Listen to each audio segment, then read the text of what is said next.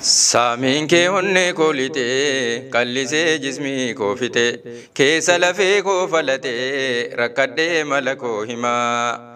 Asnatti gorii nasiimii geessinaa himii salaamii garaa nabiyyal kariimii mootii arabaa fajamaa. Innorii qabuu hin naqaa faqiira yaaddoo cannaqaa michuumaa firraa farraqaa kan rabbii dubbiin dinkumaa. Kan argee galee sabaraa lammaffaa dhaquuf jarjara maal balleessii koo adaraa maaliifan taa'ee cinqamaa. Muraadiin kan koo sin argu yaanni muhibbii sin margu utuuman taa'ee wareegu maaliif umriin koo dhumaa. Saamiin kee onnee koo lixee qallisee jismii koo fixee keessa lafee koo falatee rakkadhee mala koo himaa. Asnatti gorii nasiimii geessinaa himii salaamii garaa nabiyyal kariimii mootii arabaa fajamaa.